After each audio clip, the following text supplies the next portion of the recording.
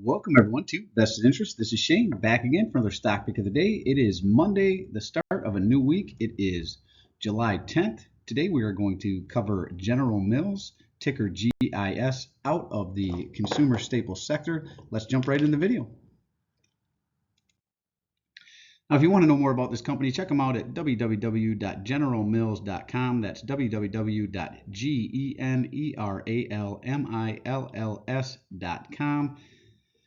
The early days as the big mill. In its first days before General Mills existed as a company, it was a flour mill perched on the banks of the Mississippi River, the lifeblood of Minneapolis, Minnesota, built by Cadwalader Washburn. The Washburn B mill was not only the largest mill west of the Mississippi, but west of Buffalo, New York. The company was so successful that an even larger Washburn A mill was built to keep up with the demand. Washburn Crosby flour brands went on to become a top-selling flour in the U.S., winning the gold, silver, and bronze medals for quality in 1880. The highest quality flour was renamed Gold Medal. On June 20th, 1928, then Washburn Crosby President James Ford Bell merged the flour mill with the other mills, and General Mills was born. So there you saw it, 1928, General Mills became a company, and today they are a behemoth and have a lot of brands under their umbrella, probably a lot you were not aware of, a lot I was not aware of. So let's run through some of them. Annie's, Betty Crocker, I'm sure everyone's heard of Betty Crocker, Blue Buffalo, so they even have their hand in dog food and pet products.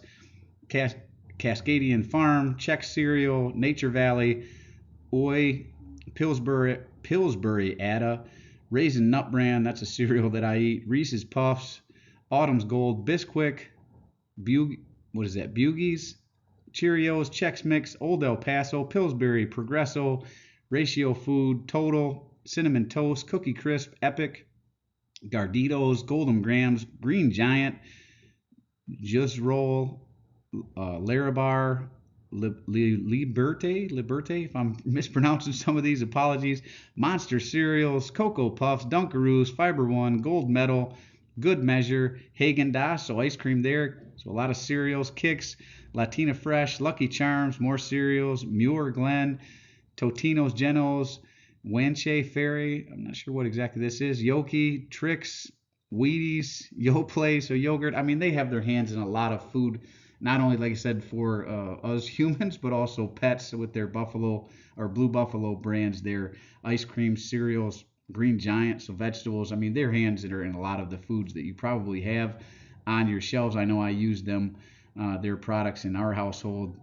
Like I said, the Raisin Nut Bran is a cereal I eat every day. I know we use Pillsbury for flour.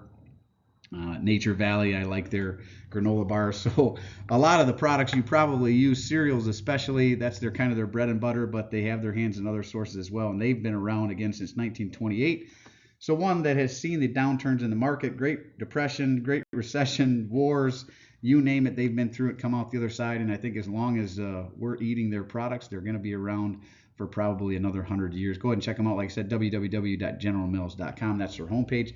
Now let's jump into the metrics here, why we're looking at them today. Down 0.51%, closed out the day at $74.79. We are talking about General Mills, ticker GIS, out of the consumer staples sector. 52-week range as low as $72.16, as high as $90.89. So they are up against their 52-week low. Though this is one of those times, I don't think that really matters, and they really need to set a new 52-week low. But let's continue through this, and I'll explain what I'm talking about. Average volume 3.3 billion. Today's was 2.8, so pretty much a sell-off from start to finish. Big sell-off in the morning, recouped a little bit midday, but then right back to a sell-off here overall. Market cap of 43.766 billion, a beta of 0.22, so they are less volatile than the overall market, much less volatile than the overall market. Price to earnings PE ratio $17.35 per share, pretty decent number overall. A little higher for a company like this one that's pretty well established and built out than I would like to see. Maybe low teens would be better, but not terrible, and definitely lower than the overall S&P is currently. EPS, earnings per share, is $4.31 per share. That's very nice to see for a company like this. Earnings date, September 19th through September 25th. Actually, my birthday's right in the middle. There's September 21st there. So I'll be looking for that earnings date there. Forward dividend, $2.36 paid out on the year. They do pay out quarterly. We'll see that here in a little bit. 3.14% current dividend yield. Really nice dividend yield overall. We'll look to see if that's growing over time. Ex-dividend date, July 7th. We just blew past that, so you would not be in line for the next dividend if you were to buy them now. They do pay out on August 1st from that ex-dividend date of July 7th. And their one-year target estimate, at least according to Yahoo Finance, is $81.82, which speaks to some potential upside appreciation on this one as far as the stock price goes. Now, I like to look at dividend yield theory. So to do that, we go under statistics here, look under dividends and splits. 5-year average is what we're looking for, 3.38%. We compare that to their current 3.14%, or over here, forward annual dividend, same thing, of 3.14%. And it is lower. So this speaks to overvaluation on this one. So like I said, even though it is right up against 52-week low, this one is, at least according to dividend yield theory, overvalued, right? And it has a payout ratio of 50.12%. So low payout ratio, they do have room to expand this, but currently, according to dividend yield theory, this one is slightly overvalued. Now, another thing I like to look at, if you go into financials, you'll find a lot of useful information. You'll find their balance sheet, their income statement, free cash flow is what we're going to look at here. You want growing free cash flow over time. So 2020, we saw 3.2 billion here. 2021, 2.4. 2022, 2.7. 2023 down overall 2.0 flat, and then it looks like to date 2.54 at least so far in 20. So it looks like they may be growing overall from 2020 to 2023, down slightly in free cash flow. So that's not good to see. And down overall from 2022 to now. We're not done with 2023, so they obviously have some room to improve these numbers, but at least according to, and it looks like they probably will halfway through the year. So excuse me, probably going to be higher free cash flow from last year, but overall from 2020 so far, not looking good. It was pretty much down from 2020 to 21, up a little bit from 2022, and so far we won't see. We'd have to watch what 2023 is going to show us here, but not a lot of free cash flow growth, if there is any, overall from 2020. Now, I always recommend more than one source. So another one that I like is stockanalysis.com. Just make sure that you're looking at more than one source so you can make sure the information you are getting is accurate. And according to the 17 stock analysts they've had take a look at this, they call it a consensus hold. I would tend to agree on this one. I would actually like them to set a new 52-week low and pull back into the mid to low 60s. That's where I would look for this one. I feel like their low estimate of $71, which would be a 5.07% decrease in the stock price, that would even be a little high, and that would be a new 52-week low. Average $82.82, that would be a 10.74% increase in the stock price, and if it hit their high of $96 estimate, that would be a 28.36% increase in the price of the stock. Along the way, you could collect that 3+% dividend yield it currently sports. Now, I like to look under statistics here and look at return on equity and return on invested capital. I like 10% or better for both, and this beats both of those numbers. Return on equity sitting at 25.10%, return on invested capital 29.50%. So very nice numbers overall on this one. The only thing that I don't really like is the current valuation, close to mid 70s here. Again, I'm under 70 definitely on this one. I'd like to set a new 52-week low and pull back into the 60s, and really mid 60s would be ideal for this company. Let's look at the dividend growth to see if it's growing. And it is 6.76% dividend growth, but let's look at that, and it's still in the 50%. They say 54%. I think Yahoo Finance had it at right around 51. So not quite exactly the same, but both in the 50s. So plenty of room to extend that payout ratio and keep growing that dividend overall with a 6.76% dividend growth, but this is recent growth.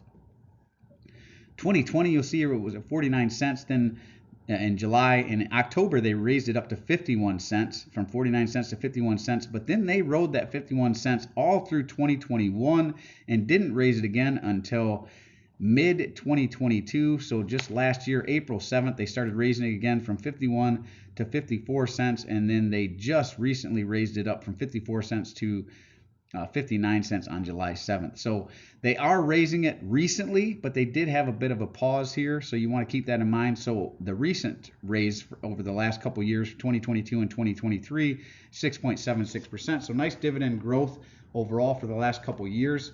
And again, with a low payout ratio, 54.76%, even at 51% if you buy the Yahoo numbers or this one, both in the 50s, plenty of room to continue to growing that dividend overall. So again, very nice numbers overall for this one. Free cash flow, I'd say, is flat. Dividend yield theory says they're slightly overvalued, which I would agree with. But all the other numbers there look pretty good, so I would look for more of a pullback on this one.